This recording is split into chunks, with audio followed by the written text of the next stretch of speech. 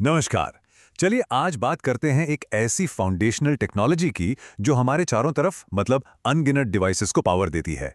जी हाँ, हम बात कर रहे हैं डीसी मोटर की। तो एकदम सीधे सरल शब्दों में कहें तो एक डीसी मोटर क्या करती है। ये बस एक बैटरी जैसे सोर्स से बिजली लेती है और उसे मैकेनिकल मूवमेंट यानी घूमने वाली गति में बदल देती है। और ये सिद्धांत आप सोचिए कहाँ कहाँ काम आता है। बड़ी बड़ी इंडस्ट्रियल क्रेन्स और इलेक्ट्रिक ट्रेन से लेकर हमारे घरों में इस्तेमाल होने वाले कॉर्डलेस पावर टूल्स और खिलौनों तक। सच पूछिए तो हर जगह इसी का कमाल है। लेकिन सवाल ये उठता है कि आखिर बिजली से मूवमेंट होता कैसे है। इसका जवाब छिपा है फिजिक्स के एक बहुत ही फंडामेंटल प्रिंसिपल में। यही इलेक्ट्रिसिटी और मैग्नेटिज्म के बीच का इंटरैक्शन डीसी मोटर के काम करने का सबसे बड़ा आधार है। बस इसी एक कॉन्सेप्ट पर सब कुछ टिका है। अब ये जो फोर्स लगता है ना, वो रैंडम नहीं होता, उसकी डायरेक्शन प्रिडिक्टेबल होती है। और मजे की बात यह है कि हमारे पास इसे पता लगाने का एक तरीका भी है। और वो तरीका है फ्लेमिंग का लेफ्ट हैंड रूल। ये नियम हमें मैग्नेटिक फील्ड, करंट और उससे पैदा होने वाले फोर्स के बीच के रिश्ते को समझने का एक बहुत ही सिंपल विजुअल तरीका देता है। देखिए, हर उंगली एक खास डायरेक्शन को पॉइंट कर रही है। ठीक है, तो अब हमारे पास एक फोर्स है, पर इस सिंगल पुश को एक लगातार घूमने वाली यूजफुल मशीन में कैसे बदला जाए। इसके लिए हमें कुछ की पार्ट्स की जरूरत पड़ेगी जो मिलकर काम करते हैं। तो ये हैं मोटर के 4 हीरो। पहला है स्टेटर, जो स्टेशनरी मैग्नेटिक फील्ड बनाता है। दूसरा है आर्मेचर, जो घूमने वाला हिस्सा है और फोर्स को फील करता है। और फिर आते हैं ब्रशेस और कम्यूटेटर, जिनका काम है घूमने वाले आर्मेचर तक करंट पहुंचाना। तो ठीक है, हमारे पास एक फोर्स है जो आर्मेचर को धक्का दे सकता है, पर प्रॉब्लम यह है कि इसे लगातार कैसे घुमाया जाए। ऐसा न हो कि ये बस थोड़ा सा घूमकर अटक जाए। और यहीं पर आता है असली गेम चेंजर, कम्यूटेटर।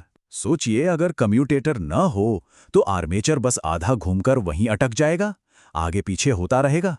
कम्यूटेटर का जीनियस काम यह है कि वो ठीक आधे चक्कर पर करंट की डायरेक्शन को पलट देता है। इसका नतीजा, मोटर को लगातार एक ही डायरेक्शन में धक्का मिलता रहता है और वो घूमती चली जाती है।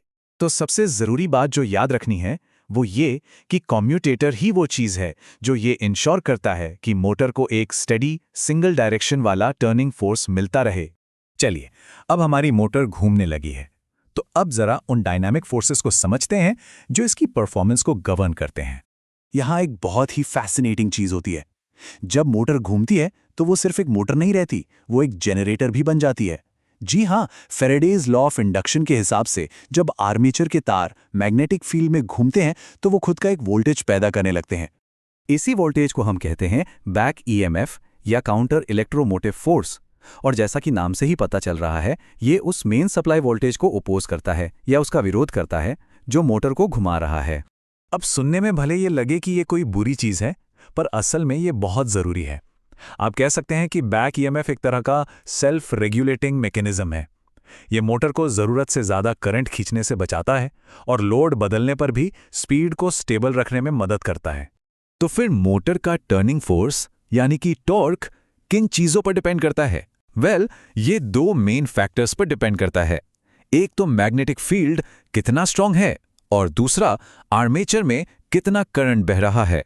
आगे बढ़ते हैं और देखते हैं कि कैसे हम फील्ड और आर्मेचर वाइंडिंग्स को अलग अलग तरीकों से कनेक्ट करके अलग अलग कैरेक्टरिस्टिक्स वाली मोटर्स बना सकते हैं जो खास जॉब्स के लिए परफेक्ट होती हैं। जैसा कि हम देख सकते हैं, सीरीज मोटर, इसका स्टार्टिंग टॉर्क जबरदस्त होता है। सोचिए, एक ट्रेन को खींचने के लिए एकदम सही। दूसरी तरफ है शंट मोटर, जो कांस्टेंट स्पीड बनाए रखने में माहिर है, मशीन टूल्स के लिए आइडियल। और फिर है कंपाउंड मोटर, जो दोनों का बेस्ट कॉम्बिनेशन देती है, हाई स्टार्टिंग टॉर्क भी और अच्छी स्पीड रेगुलेशन भी, जैसे कि एलिवेटर्स के लिए। इस चार्ट में हम इन ट्रेड ऑफ्स को और साफ साफ देख सकते हैं। स्टार्टिंग टॉर्क के मामले में सीरीज मोटर का कोई मुकाबला नहीं, वो अनडिस्प्यूटेड चैंपियन है। वहीं स्पीड को कांस्टेंट बनाए रखने में शंट मोटर बेस्ट है। तो चलिए फटाफट से मेन पॉइंट्स को रिकैप कर लेते हैं। पहला, मोटर प्रिंसिपल, मैग्नेटिक फील्ड में करंट रखने पर फोर्स लगता है। दूसरा, कंटिन्यूअस रोटेशन, इसके लिए कम्यूटेटर का करंट को रिवर्स करना बहुत जरूरी है।